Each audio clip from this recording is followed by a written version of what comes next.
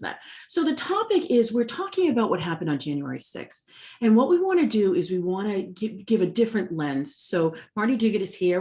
Teresa's going to introduce him, and we're so lucky to have him. He's going to look at this event through the lens of history and say, at what other points in time has the Constitution been as fragile as it is even now, but certainly around those days and weeks leading up to January 6th, and for the few weeks after that, it certainly was. The other thing we want to talk about is, like, what can we do about it? So we want to make this active, and so Marty's going to present, but we're going to also have discussion. So post comments when you have comments and questions, and we'll be monitoring them throughout. Very good. Our speaker tonight is Marty Doggett. Marty is Headmaster Emeritus of Governor's Academy and Distinguished Teacher and Lecturer. In the 12 years at Governor's, he taught a senior elective, the Supreme Court and the Constitution, and team taught an American Studies course.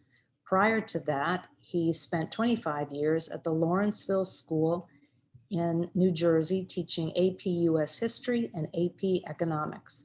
He's always been an active member of his community, serving on several boards and committees. Currently, he is a mediator for the Newburyport District Courts. Please welcome Marty Doggett. Thank you, Teresa and Kim. I think what I will do is I will start my presentation, and I think it's probably maybe 15 minutes into it. There's kind of a natural break, and maybe at that point, if there's some questions if people want to raise at that point, we can do that, or I'll go back and finish what I started. But again, thank you very much for the opportunity. January 6, 2021 was a day that will long live in constitutional history and national infamy. A mob of Trump supporters, fueled by a false narrative of election fraud and incited by the outgoing president, attacked the U.S. Capitol in a violent effort to prevent the congressional certification of President-elect Biden's electoral victory. This attempt to thwart the will of the electorate through brute force and intimidation was unprecedented in American history. Democracy is all about the orderly and peaceful transfer of power based on elections. Never before have we seen a defeated incumbent president try to intimidate election officials to change an election. Never before have we seen a defeated incumbent president attempt to overturn the results of the Electoral College. Never before have we seen a defeated incumbent president openly encourage an armed insurrection. These events pose the ultimate stress test to the Republic and its Constitution. And while this venerable document and American democracy proved equal to this unique challenge, it appears that the threat of future mob attacks on government remains a dark possibility as long as defeated candidates can persuade enough people to embrace false and discredited conspiracies about stolen or fraudulent elections. Now, the line between mob violence and legitimate political protests was something the founding fathers thought extensively about in drafting the Constitution. They believed that the powers of reason must be employed to keep selfish, ego-based emotions of the masses at bay, so that the classical virtues of prudence, temperance, justice, and courage, so vital for effective self-government, could be activated. The founders would have been appalled by the attack on the Capitol, but not surprised. Their reading of history and Enlightenment philosophy led them to fear the scenario that unfolded on January 6th, a dishonest demagogue appealing to partisan loyalty over patriotism, attempting to subvert the national interests. Their reading of history, this awareness was central to the deliberations in Philadelphia in the summer of 1787. The American experience has always been characterized by an inherent dualism. This can best be seen during the Revolutionary period, where there was a decided movement towards equality and democratic principles, Yet by the time the Constitution was drafted, there were emerging concerns about the growth of, quote, too much democracy and equality, unquote. Founding fathers were, by inclination, pragmatic Calvinists who were inclined to create structures that could accommodate these contradictory instincts. And to that end, a fundamental question facing the framers was to establish where should the locus of political power lie. A secondary consideration was to determine how to balance the competing impulses of liberty versus authority. The framers feared a government of inefficiency and impotence, but concomitantly feared the abuse of power and concentration of authority. So many wondered whether a large republic with so many different interests and regions could actually succeed with all these challenges. In drafting the Constitution, they ultimately agreed on three organizing principles: that there would be separation of powers with checks and balances that would govern the relationship between the three branches of government. Secondly, that the principle of federalism would govern the relations between state and national government, with certain powers delegated to the central government and all others reserved for the states. And the national government would be supreme, and a citizen's ultimate loyalty would be to that national government and not to the state. And lastly, protected, enumerated individual rights and liberties would govern relationships between the people and their government. The framers attempted to create a government based on reason, not passion. They attempted to channel instinctively selfish passions of voters into legitimate politics by creating institutions that promoted thoughtful deliberation. The state and federal constitutions ratified between 1776 and 1787 were designed to give the people, parenthetically, at least property-holding white men, the power and vehicles to redress grievances through peaceful assembly, representation, free speech, without resorting to mob action. The Constitution incorporated controls to moderate the, quote, excesses, unquote, of democracy. Neither the president or United States senators would be elected directly by the people. The former would be determined by a vote of an electoral college, and the latter by the state legislatures. Under the principle of judicial review, unelected justices were given real power. Slavery was not abolished. Women were not granted the franchise. And the terms of elected officials were staggered to prevent a wholesale overturning of the government at any one time.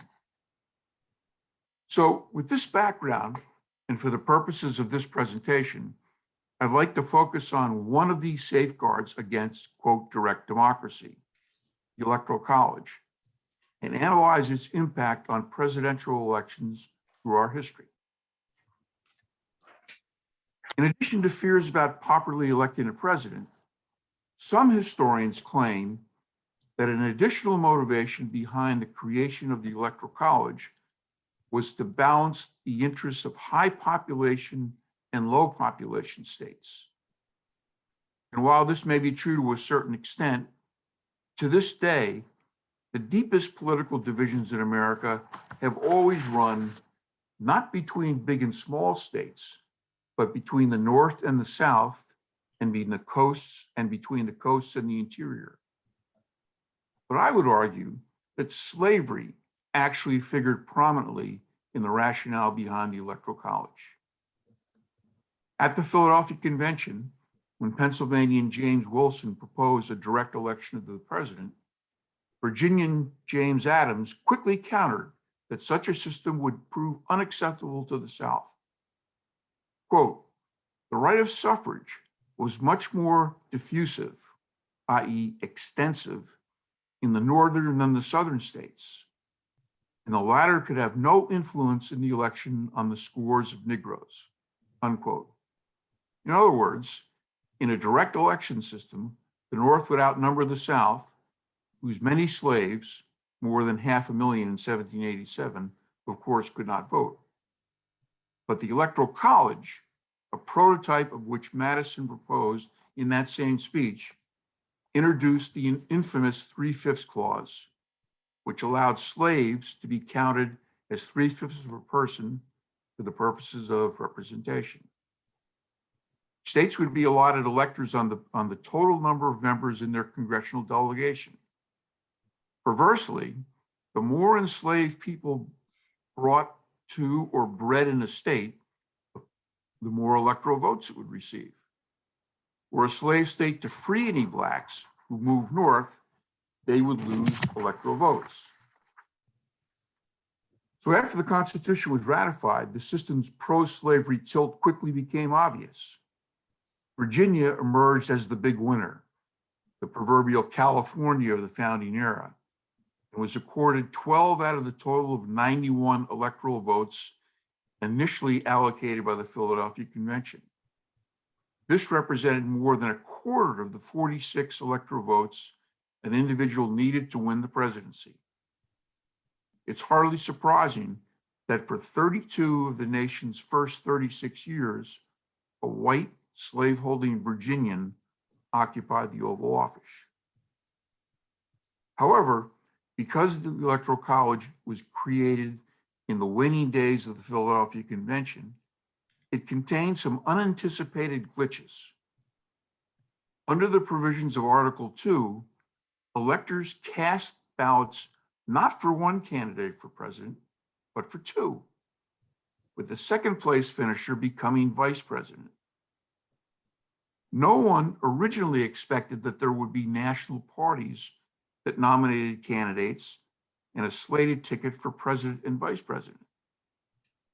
The strange two-vote feature led almost immediately to a serious political crisis in the election of 1800, when Democratic-Republican challenger Thomas Jefferson defeated incumbent Federalist President John Adams 73-65 in the Electoral College, but then tied his nominal running mate, Aaron Burr, 73-73. Aaron Burr, a political opportunist in his own right, refused to stand down in the face of this embarrassing constitutional malfunction, and thus throwing the process into the United States House of Representatives under the so-called, quote, contingent election procedure. And this mandated that a state's United States House of Representation delegation would cast a single vote for a candidate. The individual who accumulated the majority of state votes became the president. The resulting contingent election in the House almost became a nightmare of its own when the lame duck Federalist-controlled Congress took an exhausting 6 days and 36 ballots to choose Jefferson over Burr, who the Federalists ultimately considered the lesser of two evils. This electoral turmoil left the young nation in the throes of a potentially partisan crisis. Fortunately, once Congress proclaimed a winner, both candidates and even their most partisan followers came to accept the outcome, and thus began the tradition of peaceful transitions of presidential power. Nevertheless, in the aftermath of the 1800 election, many observers legitimately feared that future elections would be marred by confusion and potential political intrigue. Yet, the adoption of the 12th Amendment solved this problem. Although the Philadelphia framers did not anticipate the rise of a system of national presidential parties, the 12th Amendment, proposed in 1803 and ratified a year later, was framed with such a party system in mind. The 12th Amendment allowed each party to designate one candidate for president and a separate candidate for vice president. The amendment's modification of the electoral process transformed the framers' framework, enabling future presidential elections to be openly populist and partisan affairs, featuring two competing tickets. It's in the 12th Amendment's It's the 12th Amendment's electoral college system and not the Philadelphia framers that remain in place today. Now, one further quirk of the electoral college is that was not addressed was that it has periodically produced a presidential victor who clearly lost the national popular vote to an opponent. And this has happened 5 times in presidential elections: 1824, 1876, 1888, 2000, and 2016. This is perplexing even to elementary school students. If I can share my screen, I will illustrate this.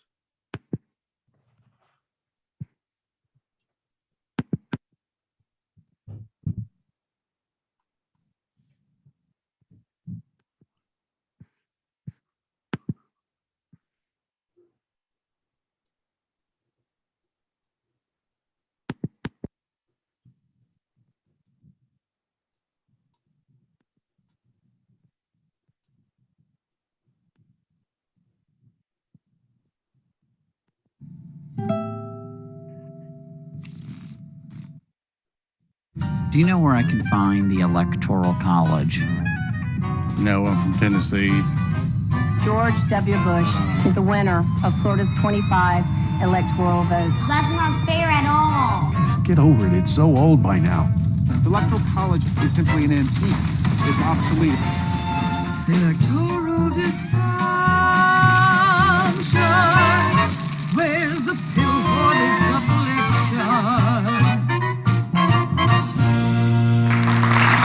I'm Mo Rocca. Today, Electoral College 101. Ladies and gentlemen, please welcome Indiana's electors and the alternate electors. I do. The Electoral College was created after a summer that the Founding Fathers spent scratching their heads and trying to figure out how to choose a president. One thought was to have Congress choose the president. And they thought, no, that would make the president too dependent on Congress. There were a few people who said, let's have a national election. But that was opposed partly because it was felt that people wouldn't know the candidates. It's a rural country spread out. The other reason against a popular election was that it would have given less power to the slaveholding South. So they came up with this idea of having an indirect election where you choose electors and then the electors choose the president. Sounds good in theory, but in practice, well, even a third grader can see there are problems. We're going to have a little election here, and I'm going to ask you to choose between 2 candidates, colored pencils and markers. Who is voting for colored pencils? Okay. 10 votes for colored pencils. Who is voting for markers? 14 for markers. Markers have won the popular vote. And now we're going to have the real election. Naturally, they were disappointed. They thought we just had the election. But now it was time to warp these young minds by introducing them to the Electoral College. So we broke the class into 5 tables or states. The majority at each table, either markers or colored pencils, would get the table's 1 electoral vote. Of course, in real life, states have varying amounts of electoral votes, depending on the population. Table 1's elector, how do you cast your vote? Markers. Table 2's elector, how do you cast your vote? Markers. Table 3's elector. Colored pencils. In the end, the whole election came down to 1 state. Table 5's elector. Angel, come on down. This is it, guys. This will decide the whole thing. Elector, how do you cast your vote? Colored pencils.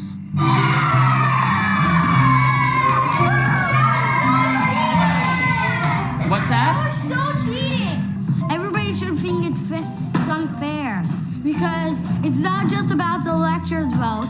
It's about everybody's vote. Oh, Aubrey, you are a rabble-rouser. I mean, clearly you're trying to whip them up into a frenzy. It has to be fair for everybody who voted for markers, not just for colored pencils. It's 14 to 10. It should stay that way.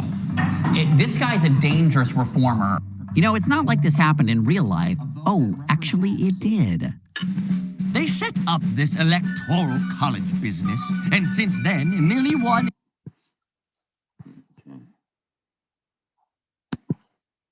Okay, I'll stop right there. Are there any questions at this point in time?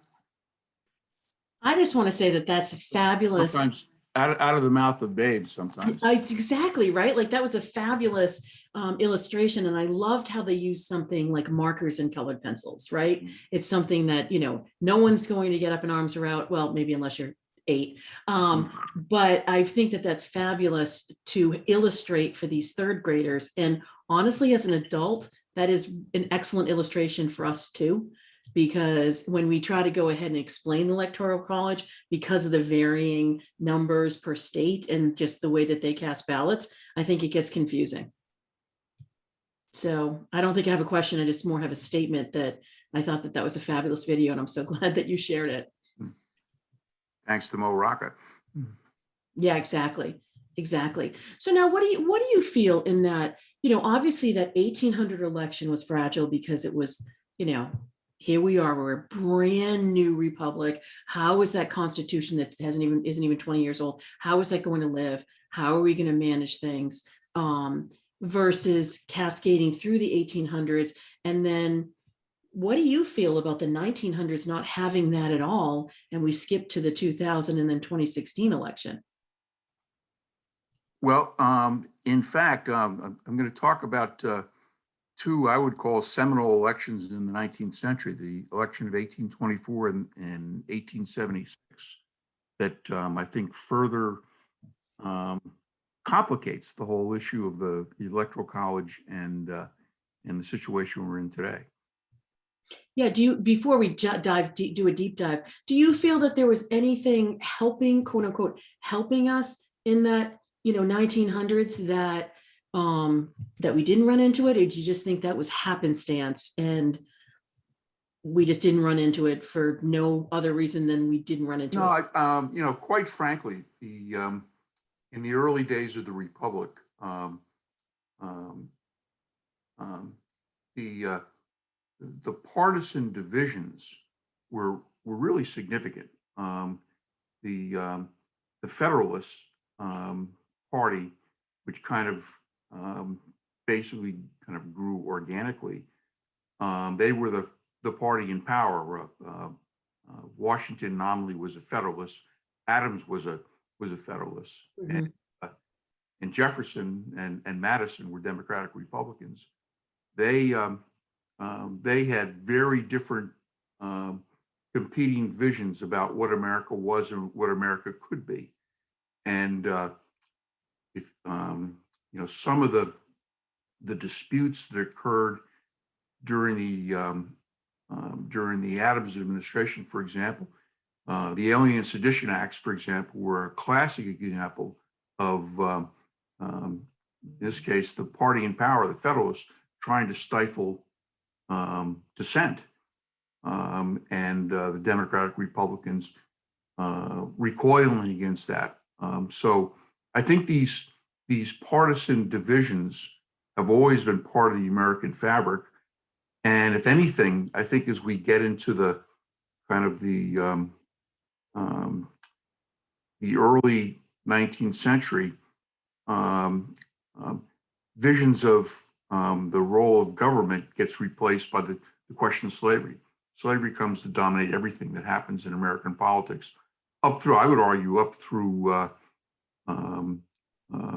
well, even till today, but certainly during the Reconstruction period, that was the issue. Mm-hmm. Do you want to do the deep dive into the 1800, sure, yeah. 1876? Yep. Mm-hmm. Okay, so despite the 12th Amendment's adjustments, the Electoral College was unable to settle the highly contentious election of 1824. That year, there were 4 candidates on the ballot, all Democratic Republicans: Secretary of State John Quincy Adams, House Speaker Henry Clay, Treasury Secretary William Crawford, and United States Senator Andrew Jackson. The election was very close, and the electoral count was inconclusive. Jackson, the hero of the War of 1812, earned the most votes in the Electoral College with 99 votes, but fell short of the 131 needed to win. He was followed by John Quincy Adams, son of the second president, who secured 84 votes. And meanwhile, Crawford tallied well behind with just 41 votes and Clay garnered 37. Jackson received 42% of the popular vote versus just 30% for Adams. And since no candidate scored enough electoral votes, the House of Representatives once again was charged with choosing between the top candidates. Henry Clay, the Speaker of the House of Representatives, now held a decisive position. Clay's animus towards Jackson knew no bounds. Rather than see the nation's top office go to a man he detested, the Kentuckian Clay engineered a campaign of arm twisting and influence peddling that forged a coalition of 13 state delegations. It was just enough to secure the White House for John Quincy Adams. In what ultimately became known as the corrupt bargain, Adams named Clay as his Secretary of State, a position that had been the stepping stone to the presidency for the previous 4 chief executives. Now, Jackson and his supporters were furious. After all, they had won by far the largest share of the popular vote with 42%. And Jackson, rather than explore avenues of disruptive redress, immediately declared that he would run in 1828 for president. He then coordinated a series of local political groups that ultimately coalesced into a system of 2 stable national parties. And not surprisingly, he became the first American politician to call for the elimination of the Electoral College and electing the president by popular vote. Now, the election of 1876 was a different matter.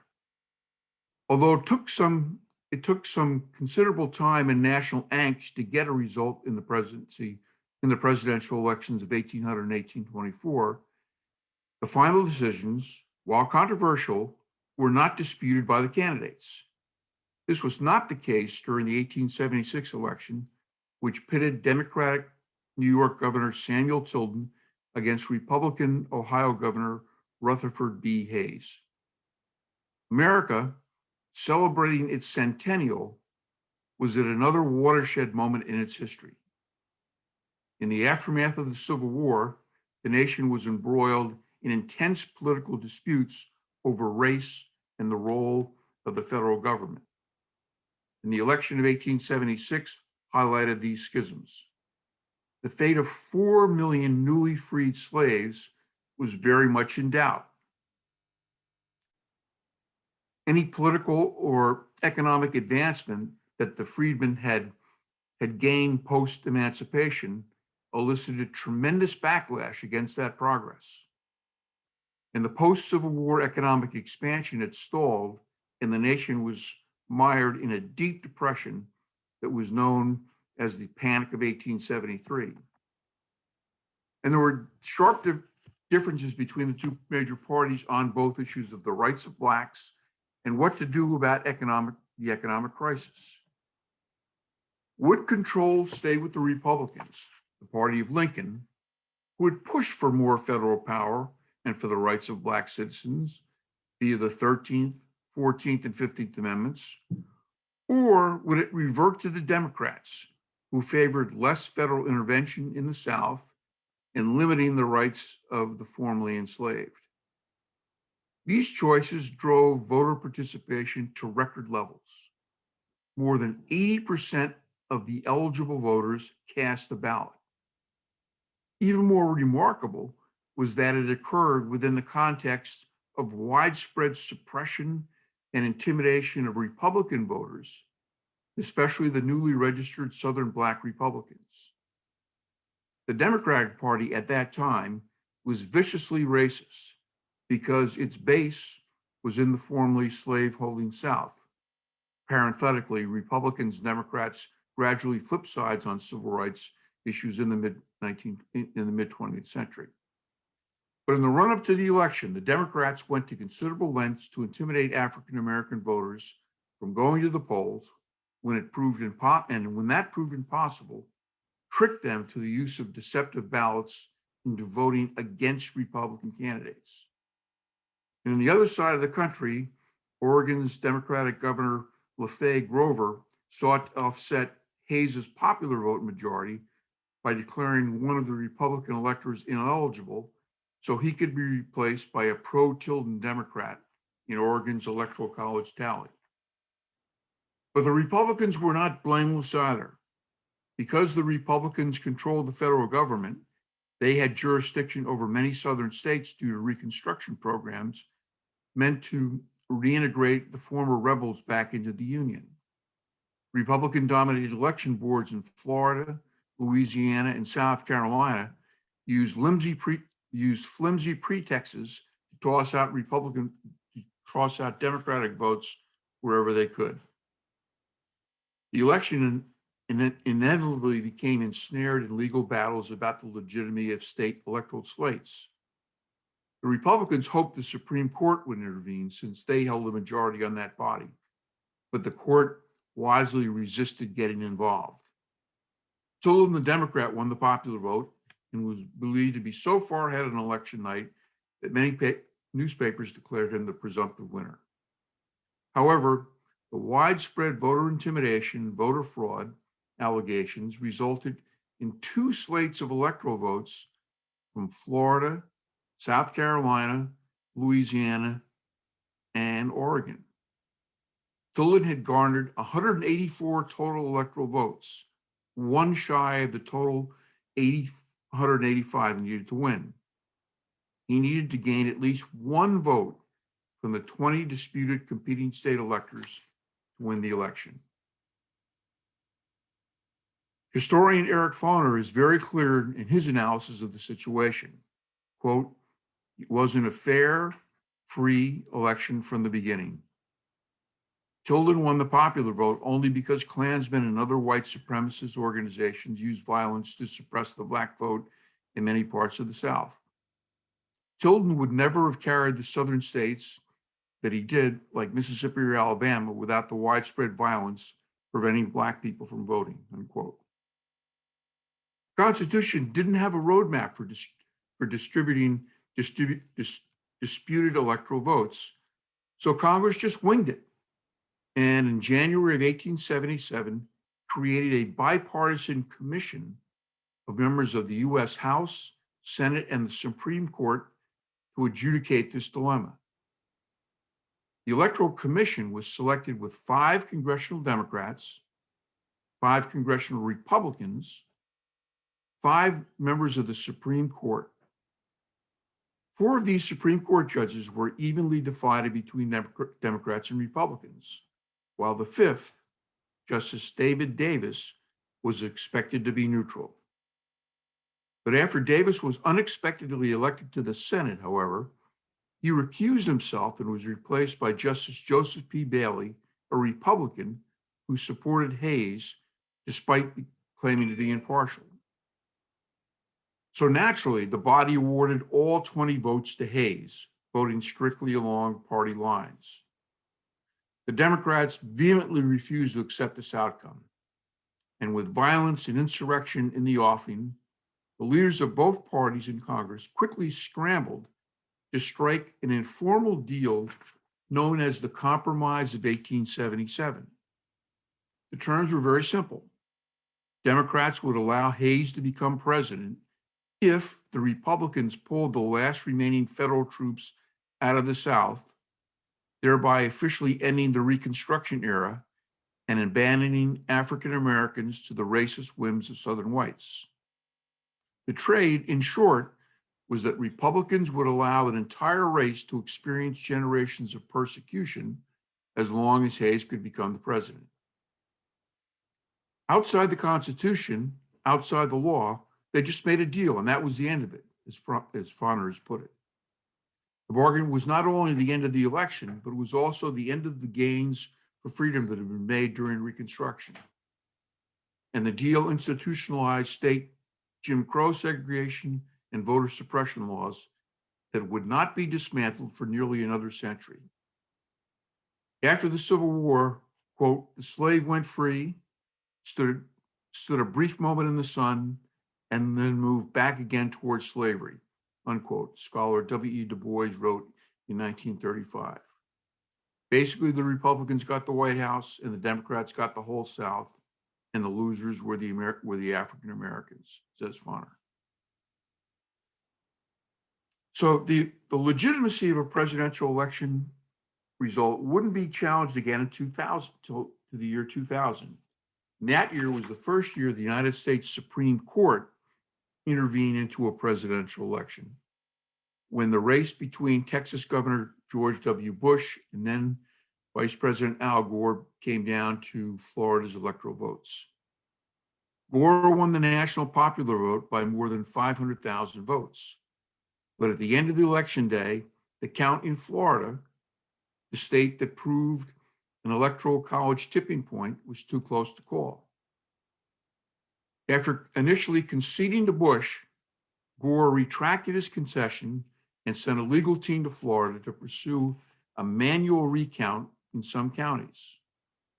Wall-to-wall cable news coverage showed officials holding up cardboard ballots that had partially punched through holes, and famously known as hanging chads, and try to figure out whom the voters intended to pick.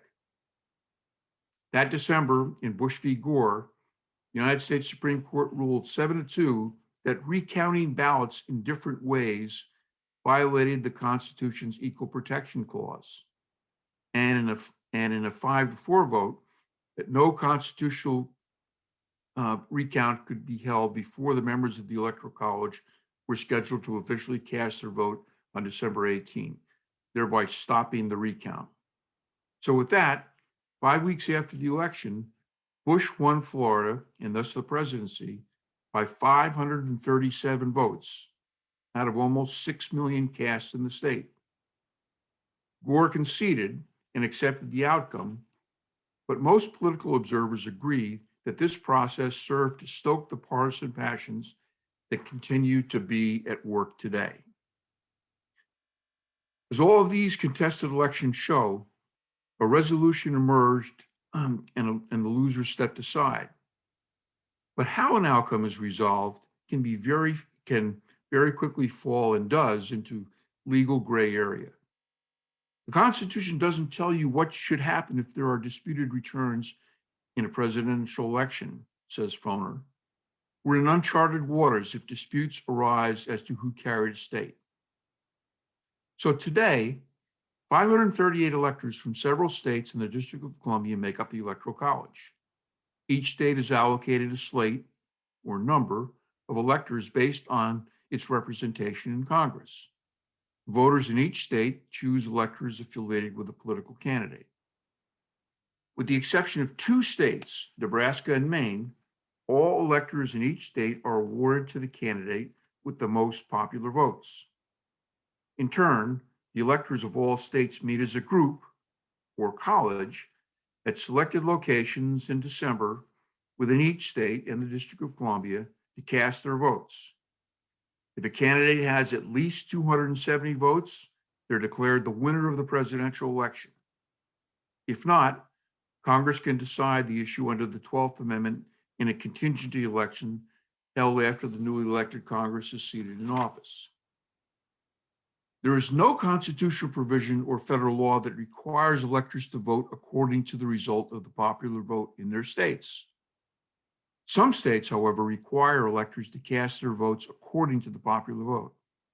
And these pledges fall into 2 categories: electors bound by state law and those bound by pledges to political parties. The U.S. Supreme Court has ruled that the Constitution does not require that electors be completely free to act as they choose, and therefore political parties may extract pledges from electors to vote for their party's nominees. Some states provide what are sometimes called faithless electors. They may be subject to fines or may be disqualified for casting an invalid vote and be replaced by a substitute elector. The Supreme Court decided in 2020 that states can enact requirements on how electors vote.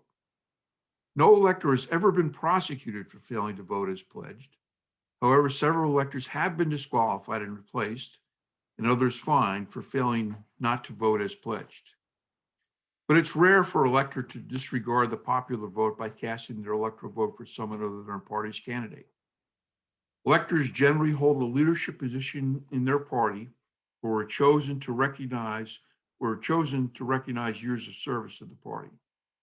Throughout our history as a nation, more than 99% of electors have voted as pledged. And this is key. The elections for presidential electors are administered and regulated in the first instance by the states and state laws. And they've established procedures for ballot security, tallying the votes, challenging the vote count, recounts, and election contests within their respective jurisdictions. The governor of each state must certify the results before the Electoral College meets on the second Wednesday in December. Congress meets in joint session every 4 years on January 6th at 1 p.m. to tally the votes of the Electoral College.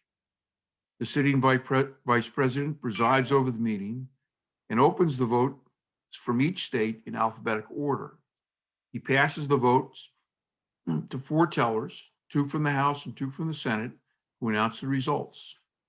House tellers include 1 representative from each party and are appointed by the Speaker.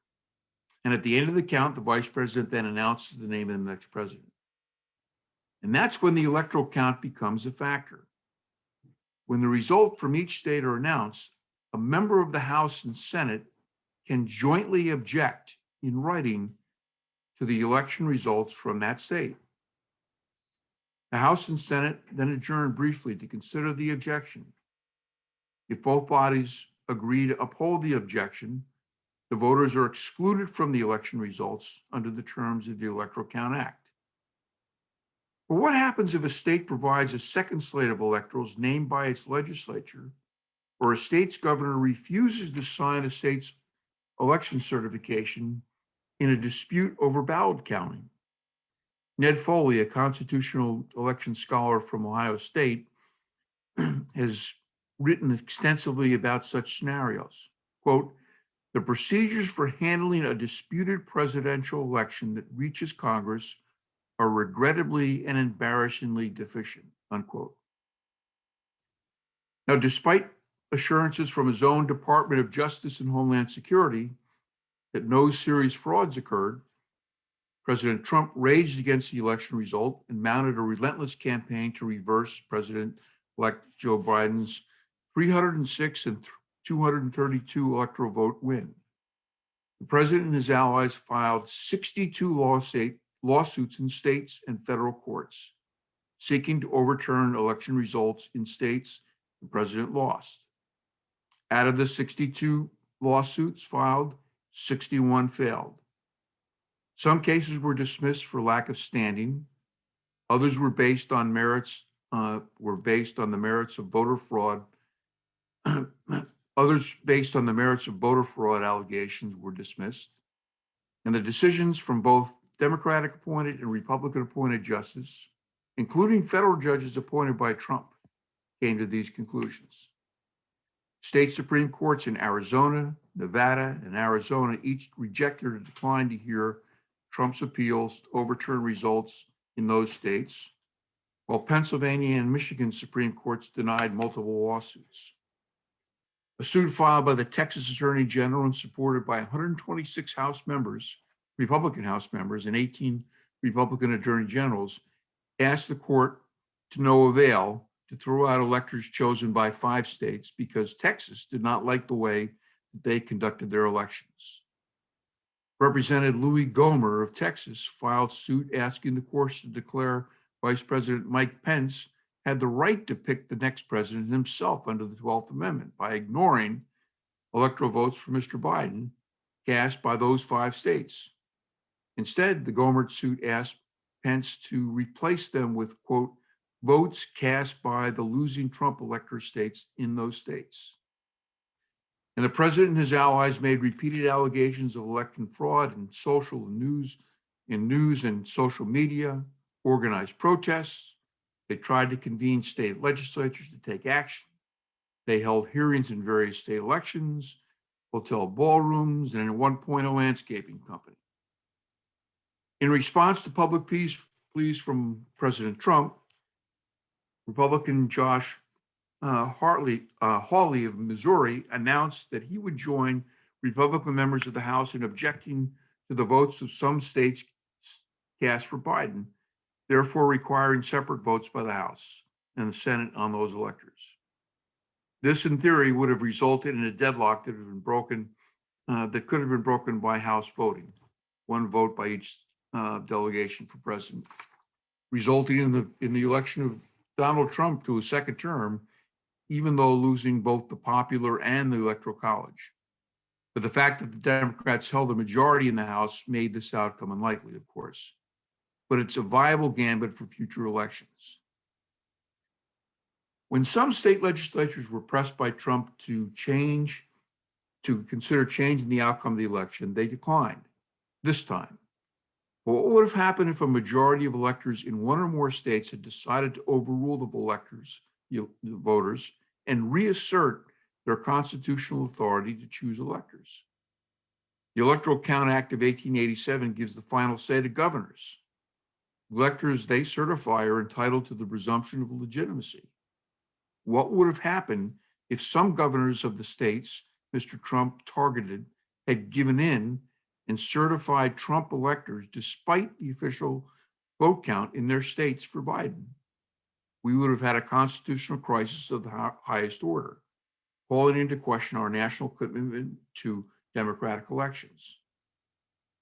And so, as some Republicans have persisted in the view that a legislature or governor could have certified electors other than those chosen by the people and certified by state election officials, they have shown that the Electoral College to be potentially dangerous. The possibility that politicians of either party could change an election's outcome through post-election manipulation of the Electoral College is inherently destabilizing. And the idea that the vice president sitting in a chair as presiding officer of the joint session of Congress to, quote, count the electoral votes, unquote, could decide on his own to ignore electors certified by the states and replace them with imposters certified by no one leads straight to the end of democracy. And the push by Senators Hawley and Representatives Gohmert and other Republicans to challenge duly electoral votes and attempt to have the citizens of the states they represent disenfranchised is another path to the same destination. All of this will and should propel calls for the modernization of the Electoral College. Many will seek its abolition and replacement by a single nationwide poll. But at the very least, the irrational intricacies of the 1887 Electoral Count Act should be replaced by a uniform system guaranteeing that the popular vote in each state controls the ultimate allocation of state electors. The 2020 election has highlighted the destabilizing tendencies in the current system and the need to reform. And I'd like to share my screen one more time.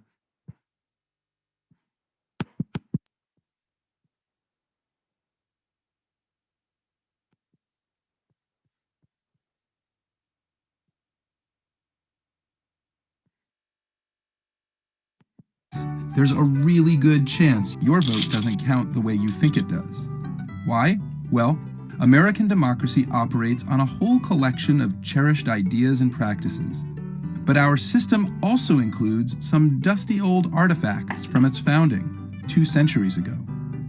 Take the Electoral College, America's system for picking the president. It's complicated, outdated, unrepresentative, in a word, undemocratic. In 2016, Donald Trump won the White House by earning a majority of electoral votes, even though almost 3 million more Americans voted for Hillary Clinton. It wasn't the first time a president won by losing, or the second, or even the fourth. And this year, who knows? I've spent the past few years obsessively analyzing the Electoral College, trying to understand the concerns of the Founding Fathers, doing the math from different elections. I wrote a whole book on the subject. what I learned is it doesn't have to be this way. And the reasons people think we need to keep the Electoral College the way it is, they're all wrong. Myth number 1. The Democrats will win a popular vote every time. A lot of people don't even want to talk about changing the Electoral College because of this idea. Republicans especially worry about tipping the balance away from their party. And sure, the last 2 times the Electoral College has awarded the White House to the popular vote loser, it's been to the Republican. Donald Trump in 2016 and George W. Bush in 2000. But don't forget, Bush won the popular vote 4 years later by 3 million votes. In fact, let's tally up all the votes cast for president between 1932 and 2008. That's almost 1.5 billion votes. Sometimes one party does better for a few election cycles, but in the end, Republicans and Democrats are virtually tied. The point is, even accounting for demographic changes, neither party has a built-in advantage under a popular vote system. Myth number 2. The founders wanted it this way. And because they created it, it's a sacred work of constitutional genius. That's not true either. The founders fought like cats and dogs over how the president should be chosen. They disagreed so strongly that the final system wasn't adopted until the last minute, thrown together by a few delegates in a side room. Many of them were unhappy with the results. Some of the most important framers, including James Madison and James Wilson, wanted to write a direct popular vote into the Constitution. Why did they lose? For one thing, slavery. Enslaved people couldn't vote, but they were still counted toward the slave states' representation in Congress. That meant more power for those states under an electoral college system, and slave states didn't want to give up that power. This is just one way the legacy of slavery still taints our politics today. But get this, the way the Electoral College actually functions today isn't even enshrined in the Constitution. The way it gets implemented is the result of dozens of state laws, which evolved over time as the country settled into a 2-party system. In other words, the Electoral College isn't sacred, and there's no reason we can't change how it works today. And finally, myth 3. The Electoral College protects small states. You may have heard this one in high school. Without the Electoral College, big states like California and New York would dominate elections. The voices of small states like Rhode Island and Wyoming would be drowned out. But the reality is, right now, neither the small states nor the big ones have the voice they should. Which states do matter? Places like Florida, Pennsylvania, Michigan. These aren't small states, they're swing states. Candidates focus on swing states because they actually have a chance of flipping them and winning a bucket of electoral votes. It's no wonder the candidates fixate on issues that matter to specific groups of voters in swing states, like fracking in Pennsylvania. And this is my 13th visit. Or prescription drug benefits in Florida. Including prescription drug benefits. And all seniors at every income level. But they spend almost no time talking about issues that matter to millions of voters elsewhere, like public transportation in New York or climate change in California. Donald Trump was open about ignoring the pleas of the safe blue states like New York when they were suffering the most from the coronavirus pandemic. But swing states distort our national priorities even when the president wins the popular vote. Why did President Obama spend so much money bailing out the auto industry? America's auto industry. At least in part because it's located mostly in swing states, like Michigan and Ohio, states whose electoral votes he needed to win. The reason we even have swing states is because almost all states award their electoral votes using a winner-take-all system. If a candidate wins the popular vote in a state, even by a single vote, they get all of that state's electoral votes. This means that every election, 80% of American voters, roughly 100 million people, get ignored. Think about it. If you live in a state where you're in the political minority, your vote is effectively erased. There are millions of Republicans in deep blue states like Massachusetts and California. But under this system, those Republican votes might as well not exist. This is the heart of the problem with the Electoral College. But here's the important part. It can be fixed. Remember what we said back in myth number 2? The way the Electoral College actually functions today isn't even enshrined in the Constitution. The winner-take-all method is nowhere in the Constitution. States have the power to award their electors however they like.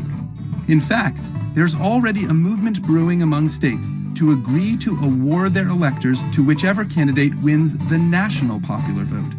When enough states join in this interstate compact, it'll mean that the popular vote winner will always become president. So far, 15 states plus the District of Columbia have joined in, for a total of 196 electoral votes. Just 74 more. And that's it. Suddenly, every voter will count, no matter where they live. This isn't rocket science. The winner of an election should be the person who gets the most votes. It's how we run every election in the country, except the most important one of all. It's just basic fairness. So let's put the power to select the president where it actually belongs, in the hands of all the people.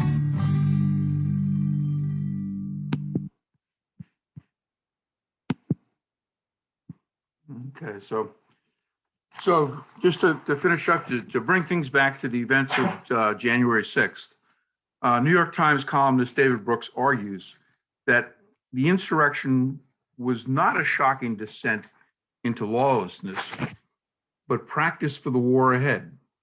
A week after the siege, nearly a quarter of Republicans polled said violence can be acceptable to achieve political goals.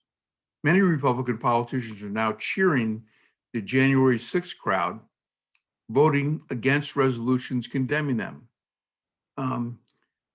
David Brooks further contends that since the election, large swaths of Trumpian right have decided America is facing a crisis like never before, and that they are a small army of, quote, warriors fighting with Alamo-level desperation to ensure the survival of the country as they conceive it, unquote. Republican state legislatures are busy drafting legislation to significantly curtail the vote. The first important survey data to understand this moment is the one pollster Kristen Anderson published. When asked late in January if politics is more about, quote, enacting good public policy or ensuring the survival of the country as we know it, 51% of Trump Republicans said survival, and only 19% said policy. The level of Republican pessimism is considerable. The February Economist poll asked Americans which statement is closest to their view. Quote, it's a big, beautiful world, mostly full of good people, and we must find a way to embrace each other and not allow ourselves to become isolated, unquote. Or, our lives are threatened by terrorists, criminals, and illegal immigrants, and our priority should be to protect ourselves, unquote. Over 75% of Biden voters chose a big, beautiful world. 2/3 of Trump voters chose our lives are threatened. Our national political divide couldn't be more clear. Brooks contends that liberal democracy is based on a level of optimism, faith, and a sense of security. There's a common set of truths and facts which people can agree. It's based on confidence in humanistic project, that through conversation and encounter, we can deeply know each other across differences. The most people are seeking the good, the more people are seeking the good with different opinions about how to get there, the society is not a zero-sum war, but a conversation and a negotiation. But something dramatically needs to change within our current body politic to achieve these lofty ends. Our government survived the insurrection this time. Our checks and balances and the integrity of a few people in power prevailed.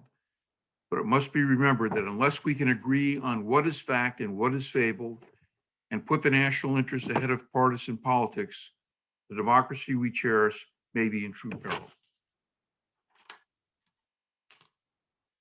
So that's it. Thank you, Marty.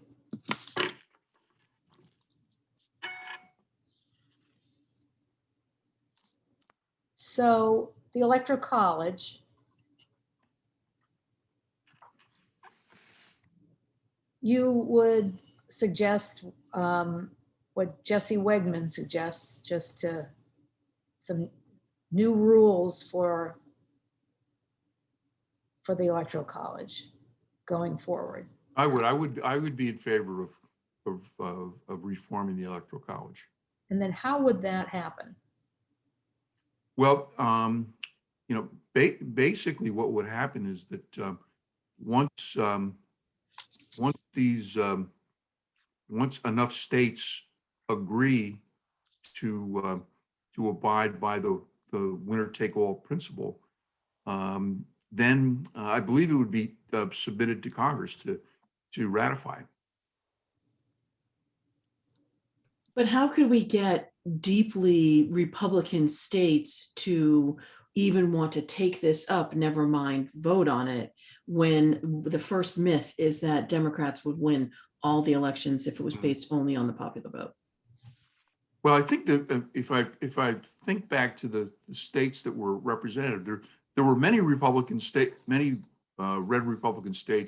that have already basically signed that part of that agreement. Okay, do you think that this goes hand in hand? I guess either way, voter suppression.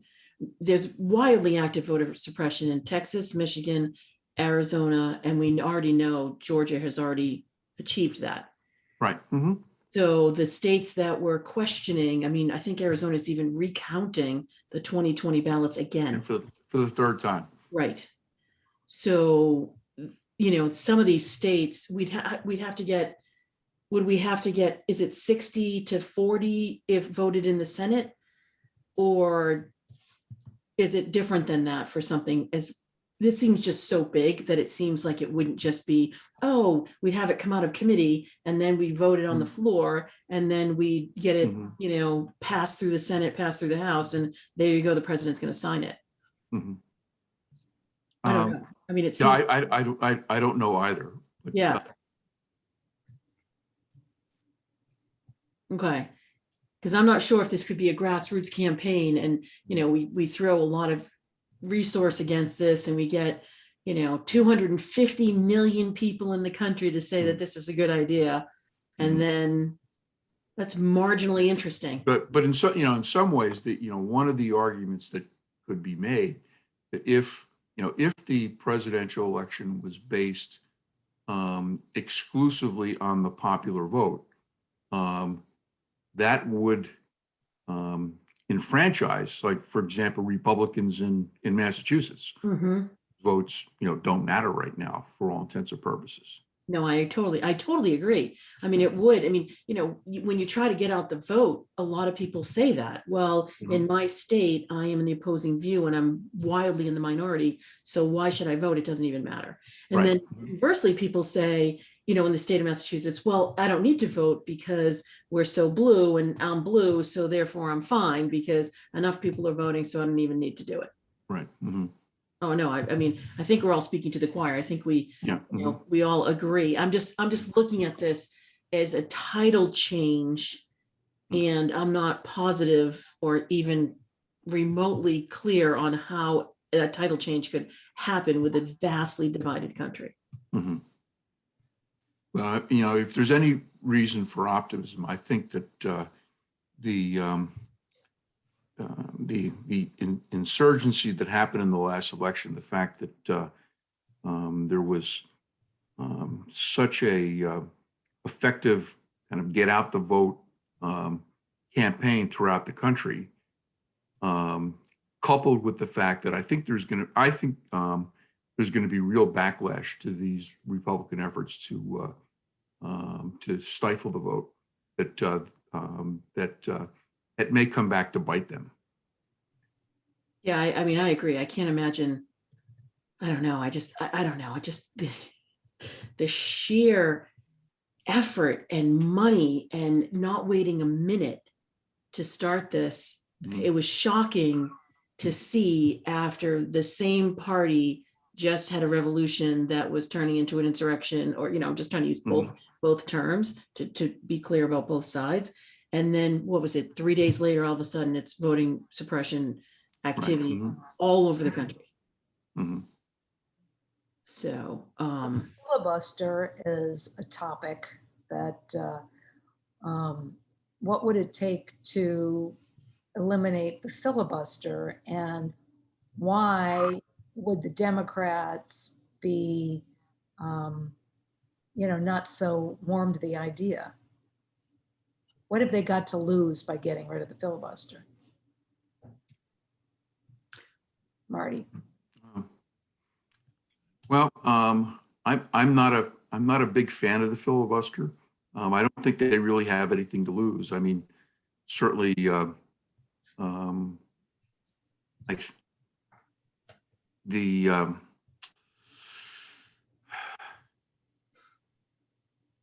don't know if they can pull it off, but if they do, I think that changes the calculus.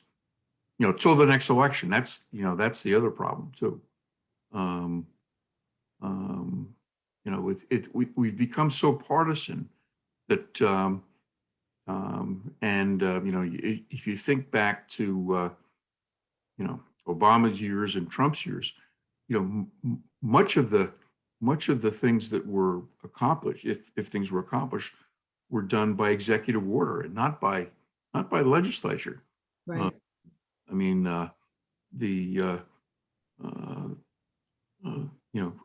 Biden's accomplishment so far has been remarkable, based on the last 8 years.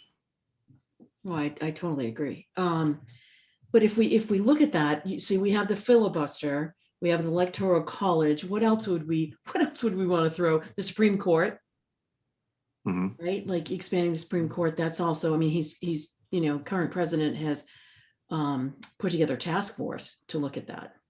Yeah. I have a feeling that's gonna be dead on arrival. Oh, 100%. That's not going anywhere. Well, we have the District of Columbia that's on there too. Yeah. But even that, I think that's going to be a real reach for that to pass. I in some ways, I would be a big advocate of putting term limits on the Supreme Court justices. Absolutely. I think that would help to diffuse some of the partisanship that has ultimately taken over that body. And it's really a shame because I think that 30 years ago the Supreme Court, I think, was viewed nationally, was held in very high esteem, higher than the president of Congress. But now I think it's seen as a partisan body. You're right. Well, if you think about this, though, how would we get term limits? Because I think there should be term limits across the board, right? So even the Supreme Court, but then also federal judges and really across the courts, but then also for congressmen, Senate or House. Yeah, I don't disagree with you. Yeah. And then if you think about it, what I feel is that this every 2-year cycle, the House of Representatives, just goes full flush every 2 years. And then you have a third of the Senate class that does the same thing because they're in the third. I don't know, if we did something with a really good rolling 6-year cycle, it seems to make more sense. Well, the problem with the 2-year turnover is that they immediately begin to run for re-election, and as a result, I think that prevents them from being able to do the people's work, because it becomes so partisan that they can't engage in across the aisle negotiations and things that would be in the national interest. Right. Yeah. So there's no governance. That's what I see, because we're in constant campaign mode. And then the other thing is that there's actually no reason to vote across party lines because they won't get any money. They're running for 2 years. So I feel, in addition to term limits, that we should have shorter campaign cycles, 3 months. That's all you get. Mhm. Yeah. Well, You can. years ago, when I was the head at the Governor's Academy, the first graduation speaker I was lucky to get was Bill Moyers, and this is in 2000, and Bill Moyers gave a brilliant and a prescient address about money in politics. Mm-hmm.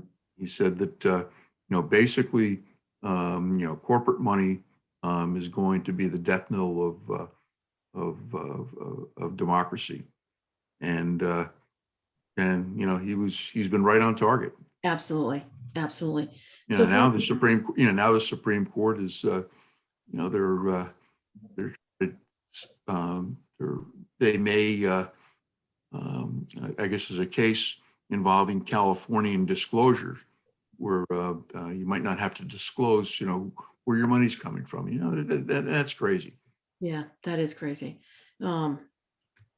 Yeah, so if we could run the country, we would say limits, we would say popular vote, we would say limits on campaign finance, and limits on the length to run. Mm-hmm. I think that's disenfranchising to voters as well. There are No, I'm finished. Yep. I was just going to say ranked choice voting is, golly, was that on our? That was on our ballot. It was on our ballot. Mm-hmm. So that you actually even have a candidate that is the people's choice. Mm-hmm. What do you think about ranked choice voting?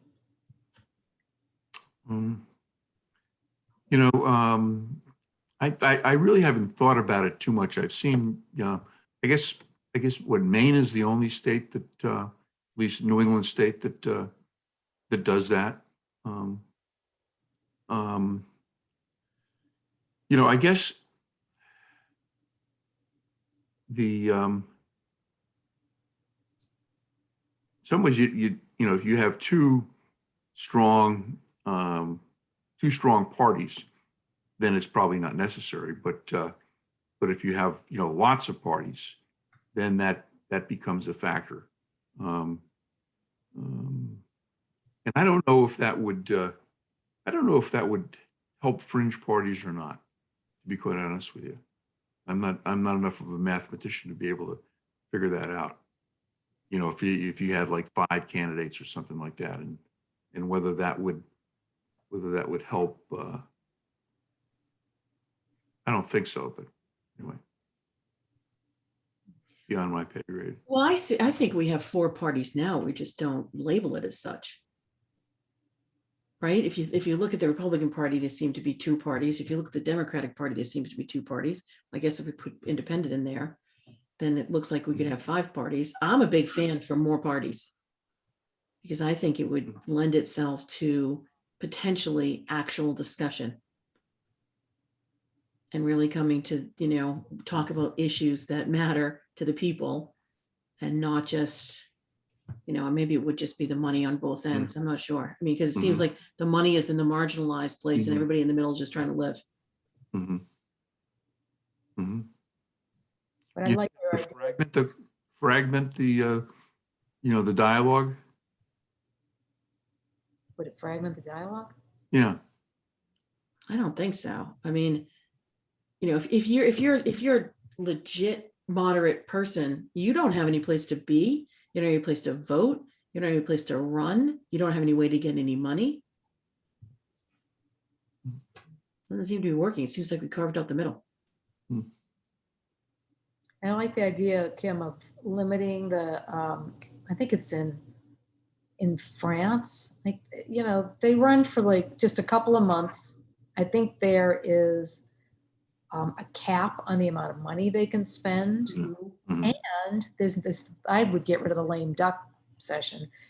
Mm-hmm. The election's on Sunday, the winner's determined, they start work the next day because you can see all the damage and the chaos that's created.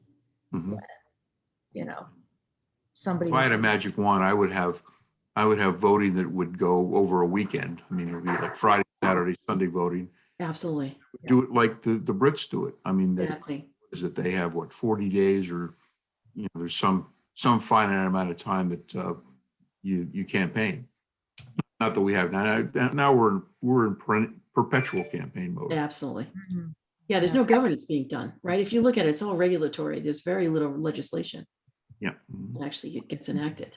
Yeah. Well, and two, it's become, clear to me anyway. It's my opinion. It's my clear opinion that leaving voting to the states is a huge mistake, Mhm. because now, Georgia and other states can do whatever they want.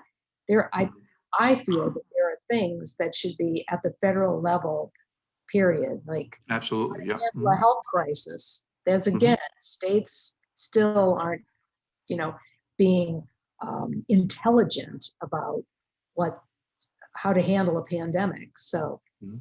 health, a health crisis and voting, and I'm sure I can come up with a few others, but Mhm. there are things that just should be at the federal level, period. The census, you can't mess around with the census. Is that gonna be done over because of all the chaos that was involved with that? Or I don't know if you saw it today, but they just announced that basically there's going to be shift of five congressional delegates.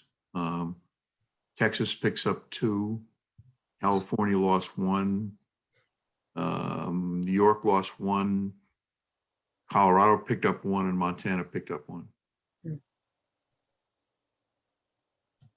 yeah, That's astounding.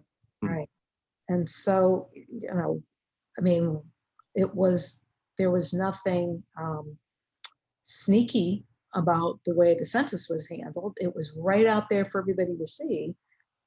So I guess I'm just surprised that, Well, Trump issued an order to stop counting Yeah. Mhm. as of a certain date. I can't remember what the date was, but it was during lame duck time. I can't remember what it was. He's like, we're stopping counting. well, and didn't he defund it for a while? I mean, there was a Yeah. lot of Mhm. stuff going on. So this is, I mean, there's awareness, and then if there's if there's funny business going on to get the people's choice, in the Senate and the House, then what's a citizen to do when there's all this dark money, if you will. There was something that was published. I guess it was a phone call that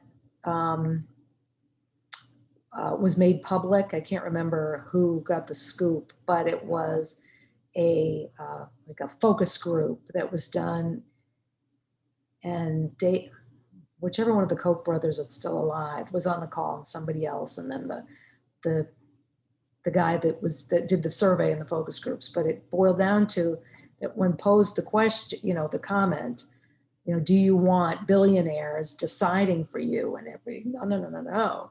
So then how are we going to counter this, basically? So, No, I mean, Citizens United was a travesty. It really was. I mean that really queered the deal. Mhm. And it's basically allowed all this dark money and other money to infiltrate politics. Absolutely. the Supreme Court decision, right? Yeah. Mhm. Oh yeah. Mhm. Yeah, absolutely.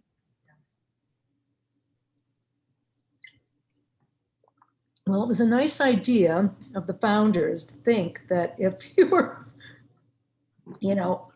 a justice and you had a lifetime appointment, that you would do the right thing, that you wouldn't be influenced. But I'm sure they were influenced then, and they're certainly influenced now. So it was a nice idea.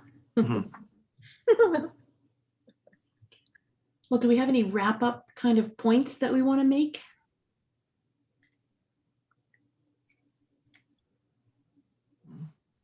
Or have we said all the things that we want to say?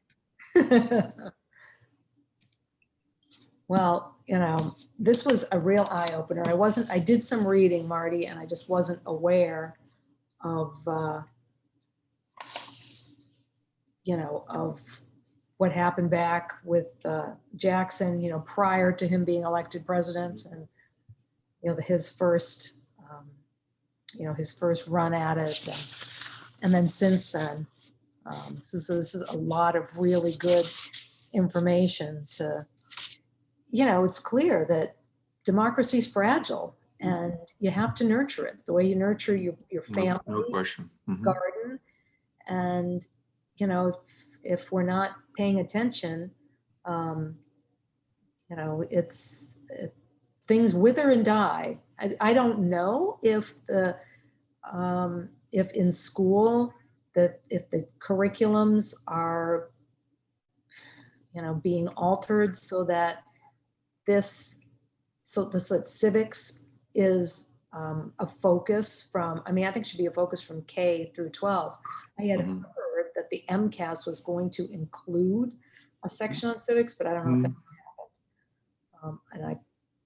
It hasn't happened yet, but it is included in the curriculum.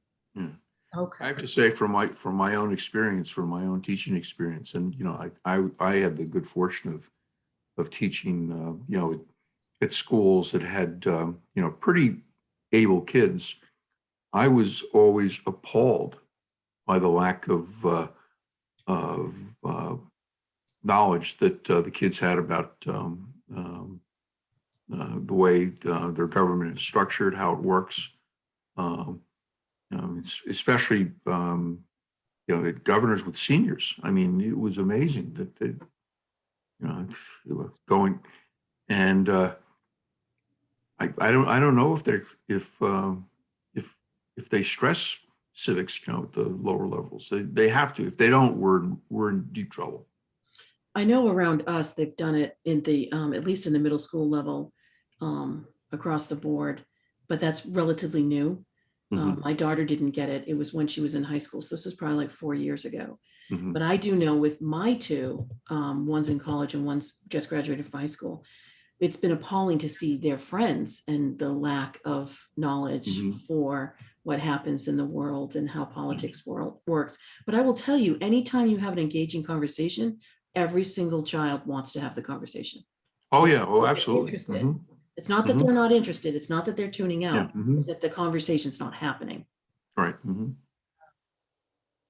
Well, maybe we should come up with a way to gear something toward those that can vote or will be voting in the next year or two.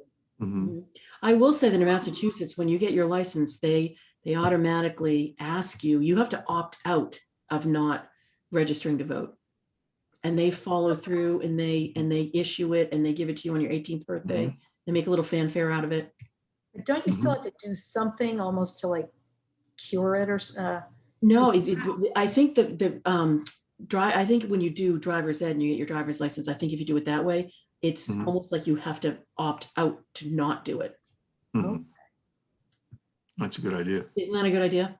Yeah. So I wonder what the rate is of kids that did opt out. I don't know why anybody would, especially if, see, this is where it's so important to be, teaching it from kindergarten up. Right. Just fairness, like those third graders. Right. What's fair? Are we having, fruit for snack today or chocolate? Right. So that's a vote. So exactly. I guess that'll be my new crusade. You need another one, Therese, right? I know. So on that note, do we want to do a farewell and a very gracious thank you to Marty for all of his knowledge? Thank you so much, Marty. Well, my pleasure. Thank you very much for asking me to present. It was really, I've learned a great deal, and now I've got a lot of things I want to look into. So thank you. It was inspiring. Thank you. All right. Well, that's it for America the Beautiful. Thank you so much. Okay. All righty. Good evening. Good evening. Thank you. And thank you, Kelly.